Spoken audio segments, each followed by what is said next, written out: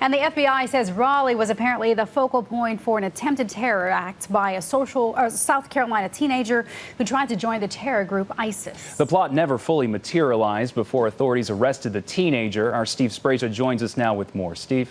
Sean, Sharon, the team actually came under the spell of what's being described by the feds as a radical extremist who actually met that South Carolina youngster right here in Raleigh. Now, the teen admitted under questioning by government agents that he wanted to kill American soldiers, and officials say the admissions were no idle threat.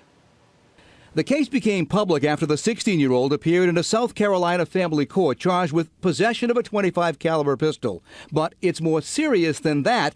The FBI says the teen wanted to join ISIS. Obviously a very serious concern. The FBI says a man who goes by the name Mohammed and who holds radical Islamic beliefs met the teen in Raleigh. The feds say they plan to rob a gun shop and then attack an unnamed North Carolina military base to shoot soldiers at random.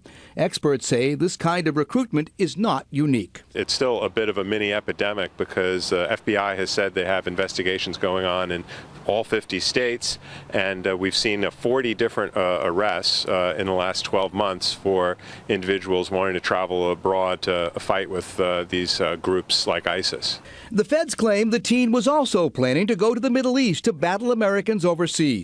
In a FaceTime interview, a local child psychologist told us the terror group recruits by fishing.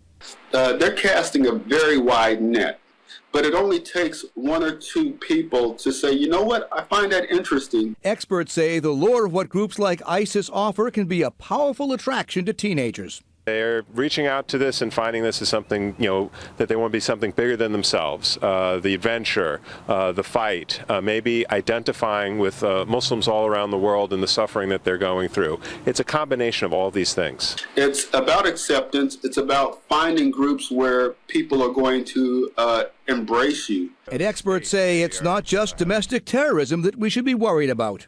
We also want to stop them from traveling abroad, both for their own safety and also the danger that they'll radicalize there, come back with their passports, and maybe be inspired to execute attacks inside the U.S.